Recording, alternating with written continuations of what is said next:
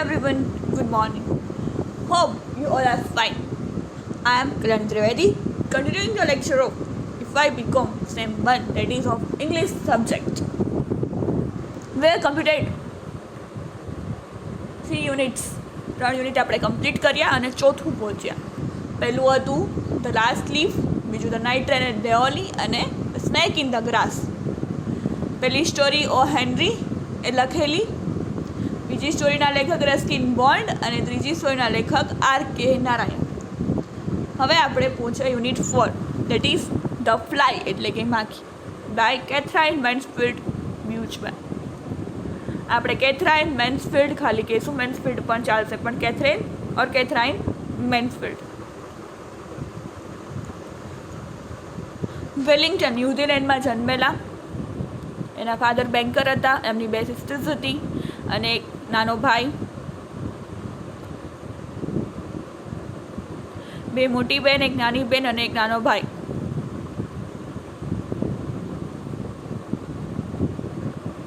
એની sister સાથે Queens કોલેજમાં ભણવા ગયા. ત્યાં એમને ઈડા બેકર ના એક સાઉથ આફ્રિકન રાઇટર એમની સાથે ફ્રેન્ડ્સ બન્યા અને એની ફ્રેન્ડશિપ લાઈફ લોંગ ચાલી. ન્યૂઝીલેન્ડ આવ્યા ત્યારે એ શોર્ટ સ્ટોરી લખવા માંડ્યા હતા. શોર્ટ સ્ટોરીઝ 20મી સદીમાં શોર્ટ સ્ટોરી માટે ફેમસ હતા. રશિયન માસ્ટર એન્ટોન ચેકોવથી બહુ પ્રભાવિત હતા. ઘણી બધી શોર્ટ સ્ટોરીઝ લખી હતી. જ્હોન મિડલટન મુરી એટલે એક પ્રખ્યાત લેખક સાથે એમના મેરેજ થયા હતા. એમની લાઈફ આખી બદલી ગઈ જ્યારે એમના નાનો ભાઈ વર્લ્ડ વોર 1 એટલે કે પ્રથમ વિશ્વયુદ્ધમાં એમનું મૃત્યુ થયું. એ સમાચાર સાંભળીને એમનું બધું લાઈફ ચેન્જ થઈ ગઈ. પછી એ પણ બીમાર પડવા માંડ્યા અને એમને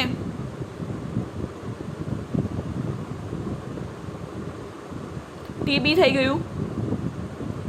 ઘણી બધી બિનઅસરકારક ટ્રીટમેન્ટ્સ સારવાર કરાવી અને છતાં પણ કંઈ અસર થઈ નહીં અને 1923માં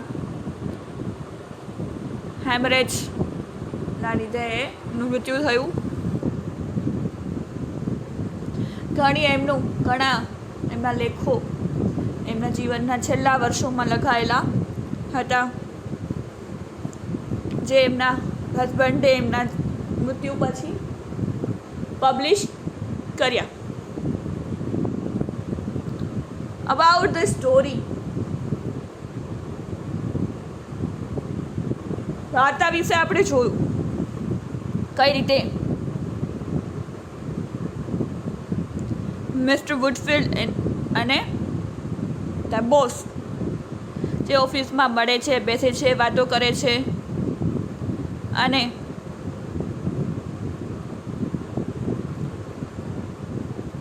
ભેગા થાય છે. પોતાના પોતે પોતાના દીકરાઓ વિશ્વયુદ્ધમાં ગુમાવ્યા છે એની વાત કરે છે. જે એક જતા રહે છે, બીજા ત્યાં બેઠા હોય છે.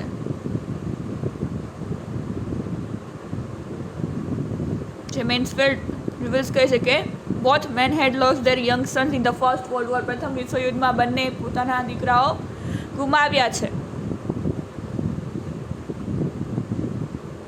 The boss avoid the topic even though there is a picture of his son in uniform of his dress. એના ટેબલ પર એના દીકરાનું ફોટો સોલ્જરના ડ્રેસમાં હતો, છતાં પણ એ વાત અવોઇડ કરે છે કે એમને બધું યાદ ના આવે. Rises however that he cannot weep or grieve anymore and is easily distracted by a fly in the ink pot.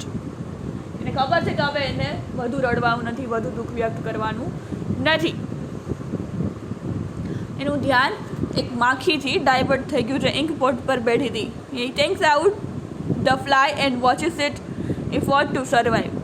એ માખીને બહાર કાઢે છે અને જોવે છે કે કઈ રીતે એ બચવા માટેના પ્રયત્નો કરે છે અને તરત જ એ એમને ફેંકી દે છે ડસ્ટબિનમાં.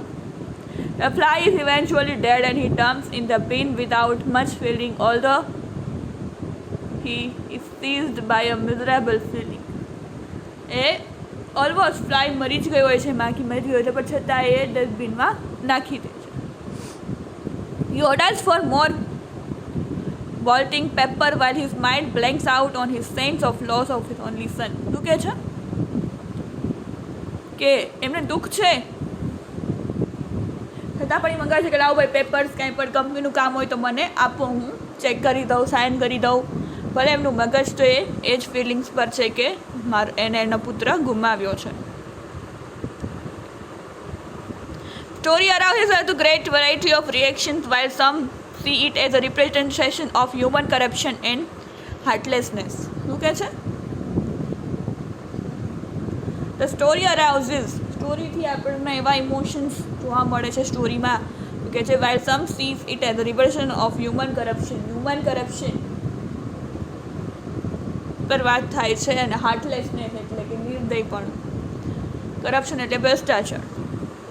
Others see in the fly a resigned representation of a human life. કઈ રીતે હ્યુમન લાઈફને રિપ્રેઝન્ટ કરી છે એમને, which gives into a clear God's will after a long and difficult struggle. For others, this story is just expression of writer's feeling of helplessness. અમુક માટે તો એવી એક આ વાર્તા એ પ્રમાણે છે કે જ્યારે રાઇટર ખુદ ક્ષયથી ટીબીથી પીડાતા હતા અને એમની પાસે મદદ કરવાવાળું કોઈ હતું નહીં, કે કોઈ પણ સારવાર એના પર અસર કરતી ન હતી, ત્યારે જ્યારે એ પોતાના ટીબીના લીધે છેલ્લી સારવારો લઈ રહ્યા હતા અને જેટલી મોટી બીમારીથી પીડાતા હતા ત્યારની એમની જે ફિલિંગ્સ હતી આમાં એમણે વ્યક્ત કરી છે.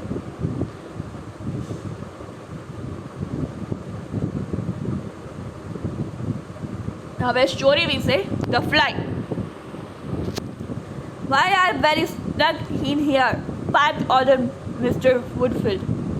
કેમ અહીંયા આવું બધું પડ્યું છે? And he peered out of the great green leather armchair by his friend, the boss desk, as the baby peers out of its pram. His talk was over. It was time for him to be off, but he did not want to go. કોની વાતો પૂરી થઈ ગઈ હતી. વુડફિલ્ડ અને boss બેઠા હતા અને એમને જવું હતું, પણ એ ગયા નહીં. Since he had retired, since his stroke, the wife and girls kept him boxed up in the house every day of the week except Tuesday. શું કહે છે? જ્યારથી એના પુત્રનું મૃત્યુ થયું અને શોક લાગ્યો એમને, એ સિચ્યુએશનથી એમની વાઈફ અને એમની દીકરી એમને ક્યાંય જવા નથી દેતી. ઘરમાં 4 દિવાલની અંદર બોક્સ એટલે કે ઘરમાં રાખે છે, પરંતુ ટ્યુઝડેના જવા દેતા હશે. But on Tuesday he was dressed and brushed and allowed to cut back of the city for the day. એક દિવસે શહેરમાં આટો મારવા બારે ફરવા જઈ શકે. The what he did there, the wife and girls couldn't imagine. Made a nuisance of himself to his friends, they supposed. Well, perhaps so. એમને શું કર્યું એમની શું કરવા જઈ રહ્યા હતા એમની વાઈફ અને એમની ડોટરને બી ખબર નહોતી. મેડ અ ન્યુસન્સ એટલે તો આમ તો અફવા ફેલાવી. To himself to his friend, એમની પોતાની જ એના ફ્રેન્ડ પાસે. All the same we cling to our last pleasures is a tree clings to its last leaves. So there sat old Woodfield smoking a cigar and staring almost greedily at the boss. Poor all in the office chair. Stout, rosy, 5 years older than he, and still going strong. Still at the helm. It did one good to see him. શું કહે છે?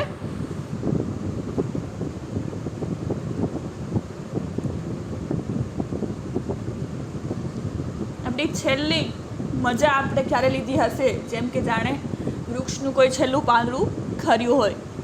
તે તો ત્યારે set old વુડફિલ્ડ ત્યાં બેઠા હતા. Smoking અ cigar એટલે સિગારેટ એમના હાથમાં હતી. સ્ટેરિંગ ઓલમોસ્ટ ગ્રીડીલી એટ ધ બોસની સામે જોતા હતા, જે ઓફિસ ચેર પર બેઠા હતા. એ 5 વર્ષ જૂની, 5 વર્ષ ઓલ્ડર દેન હી એટલે એ 5 વર્ષ એમની મોટા છે. ને કઈ રીતે એ વિચારતા હતા અને કહે છે કે એમને જોઈને ઘણો આનંદ થાય છે. આજે અહીંયા wistfully admiring, the old voice added, it sung in here upon my word. તો કહે છે wistfully admiringly એટલે કે આમ વખાણ કરતી હોય કે એડમાયર કરવું એટલે કોઈને પ્રેરણા આપવું, કોઈને વખાણ કરવા. એડમાયર એટલે વખાણ કરવા. ધ ઓલ્ડ વોઇસ એડેડ, જૂનો અવાજ હોય એમ એડેડ કર્યું. It snug here upon my word. Yes, it's comfortable enough, agreed the boss, and he flipped the Financial Times with a paper knife. શું કહે છે? પેપર એટલે કે ન્યૂઝપેપરની વાત છે. ફાઇનાન્શિયલ ટાઈમ્સ, આપણે અહીંયા ટાઈમ્સ ઓફ ઇન્ડિયા અને એવા બધા અલગ અલગ ઇંગ્લિશ ન્યૂઝપેપર આવે છે. એમ અહીંયા કહે છે ફાઇનાન્શિયલ ટાઈમ્સ એમણે paper ફેરવ્યું. As a matter of fact, he was proud of his room. He liked to have it admired, especially by old Woodsfield. As a matter of fact, he was proud of his room. એમની room પર proud થતું હતું. He liked to have admired, કે ભાઈ વખાણ કરે કોઈ, especially by old Woodfield છે Woodfield, એ વખાણ કરે તો મને ગમશે. It gave him a feeling of deep, solid satisfaction to be planted there in the midst of it, in full view of that frail old figure in the muffler. કે એટલું મસ્ત સરસ રીતે સરસ જગ્યામાં એમનો જે ઓફિસ રૂમ છે એવો સરસ ગોઠવેલો છે કે ભાઈ કોઈ વખાણ કરે ખાસ કરીને વુડફિલ્ડ તો મને ગમશે, કે સેટિસ્ફેક્શન થશે કે ના બરાબર છે, મેં જે કામ કર્યું છે બરાબર છે. I have had it done up lately, he explained. As he had explained for the past how many weeks, new carpet, and he pointed to the bright red carpet with a pattern of large white rings. મેં કર્યું પણ મોડું કર્યું. He explained. As he had explained for the past how many weeks, કેટલા બધા weeks લાગ્યા. New carpet, નવી carpet, and he pointed to the bright red carpet. જો માં રેડ કાર્પેટ નખાવી ને રૂમનું જે સુશોભન હતું એ બતાવે છે. With a pattern of large white rings, એમાં પેટર્ન હતી. New furniture and nodded towards the messy bookcase and the table with legs like twisted trestles. મસ્ત ટેબલ આખું ટ્વિસ્ટેડ, એના જે પાયા છે એવા ટ્વિસ્ટ સરસ ડિઝાઇનવાળા છે. ફર્નિચર નવું આવી ગયું, રેડ કાર્પેટ આવી ગયું. બુક કેસ છે એટલે કે પુસ્તક માટેનું એક કબાટ છે કે જો ત્યાં બધી પુસ્તકો પડેલી છે. Electric heating, he waved almost exultantly towards the 5 transparent palely sausages blowing so softly in the title Cooper pen. શું કહે છે? ઇલેક્ટ્રિક હીટિંગ પણ છે. બધું કૂપર પેનની માંડીને ઈચ એન્ડ એવરી વસ્તુ મારા રૂમમાં અવેલેબલ છે. કેટલી ફર્નિશ કરેલી છે મેં જુઓ, ફર્નિચર, કાર્પેટ, ટેબલ, બધું ઇલેક્ટ્રિક હીટિંગ બધું મેં અહીંયા લગાવેલું છે, બધી વસ્તુઓ છે. But he did not draw old Woodfield's attention to the photograph over a table of grave-looking boy in the uniform standing in one of those pictorial photographers' parks with photographers' storm clouds behind him. એમણે બધામાં એને ધ્યાન દોર્યું કે આ જુઓ આ જુઓ આ જુઓ, પરંતુ જે એના ટેબલ પર પડેલો ફોટોગ્રાફ હતો એમના દીકરાનું સોલ્જરના ડ્રેસમાં, એના ઉપર એને ધ્યાન ન અપાયું. જે યુનિફોર્મમાં એમને યાદ આવે કે એમને પણ પોતાનો પુત્ર દીકરો પ્રથમ વિશ્વયુદ્ધમાં ગુમાવ્યો છે, એના પર એણે ધ્યાન ન રહેવા દીધું. ઇટ વોઝ નોટ ન્યૂ, અને નવું પણ નહોતું. It had been there for over 6 years, 6 વર્ષ થઈ ગયા કે વિશ્વયુદ્ધમાં એમણે એમના બહેનને એમના પુત્રો ગુમાવ્યા હતા. There was something I wanted to tell you, said old Woodfield. Old Woodfield બોલ્યા કે મારે કંઈક કેવું છે. And his eyes grew dim, remembering. Now what was it? Eyes આમ dim હોય ને એ રીતે ચીણી ચીણી ખુલેલી હતી એને કીધું. What was it? આ શું છે? I had it in my mind when I started out this morning. His hands began to tremble and patches of red showed above his beard.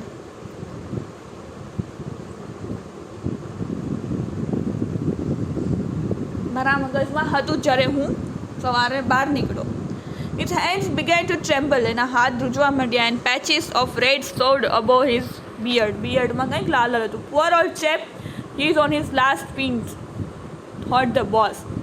Boss એ વિચાર્યું. And feeling kindly, he winked at the old man and said jokingly, I tell you what, I have got a little drop of something here that will do you good before you go out into the cold again. It's a beautiful stuff. It wouldn't hurt a child. He took a key off his watch chain, unlocked a cupboard below his desk, and drew forth a dark squat bottle. That's the medicine, said he, and the man from whom I got it told me on the street. Cutie, it came from the castle cellars at Windsor Castle. શું કહે છે? હું તને કહીશ.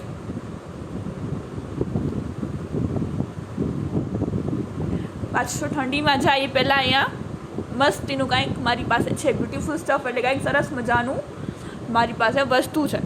It wouldn't be hurt a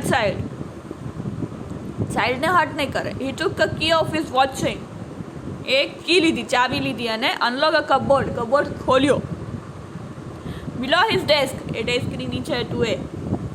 and did what a dark squared bottle, dark bottle કાઢી એમણે એમાંથી. That's the medicine said he. આ તો દવા છે. And the man from whom I got it told me the strict cutie. એણે મને બધું કીધેલું છે. જેની બાજુ હું લઈ આવ્યો છું, જેણે મને આપી છે ને એણે મને બધું કીધું છે. Came from the cellars at Windsor castle. એ ત્યાં મહેલ, કેસલ એટલે મહેલ, વિન્સડરના મહેલ પાસેથી મંગાવેલી છે. It's all about next lecture. We'll continue in the next lecture. Thank you for listening. Have a nice day.